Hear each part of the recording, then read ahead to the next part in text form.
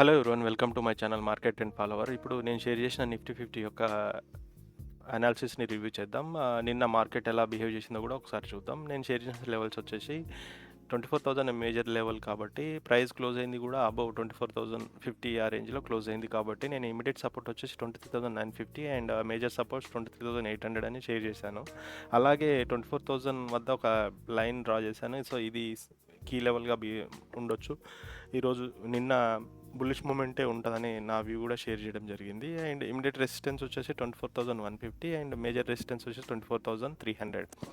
అయితే నిన్న Nifty open అవ్వడమే గ్యాప్ అప్ ఓపెన్ అయింది. గ్యాప్ అప్ ఓపెన్ అయ్యి అక్కడ 24,150 రేంజ్లో కొంత కన్సల్టేషన్ జరిగి అప్ మూవే కంటిన్యూ అయ్యేలా కనిపించింది. బట్ అక్కడ సస్టైన్ కాలేక ప్రైస్ అనేది 24,000కి ఫాల్ అయ్యి ఆఫ్టర్నూన్ కొంత స్లో మూమెంట్ వచ్చి తర్వాత కంప్లీట్ బిగ్ షార్ప్ మూమెంట్ తోటి 24,300 వద్ద ప్రైస్ అనేది ఇప్పుడు క్లోజ్ అయింది. ఇప్పుడు వచ్చేసి 24,300 వద్ద క్లోజ్ అయింది. అయితే ఇప్పుడు ఈరోజు అనగా 7th మే రోజు మార్కెట్ ఎలా ఉండబోతుందో ఒకసారి చూద్దాం. ఇప్పుడైతే క్లోజ్ అయింది.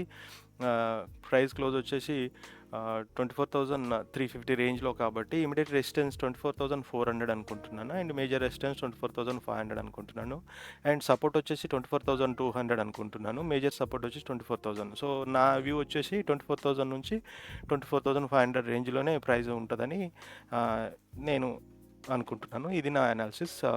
మీకు కనుక నా అనాలిసిస్ నచ్చినట్టయితే please follow my channel. Thank you.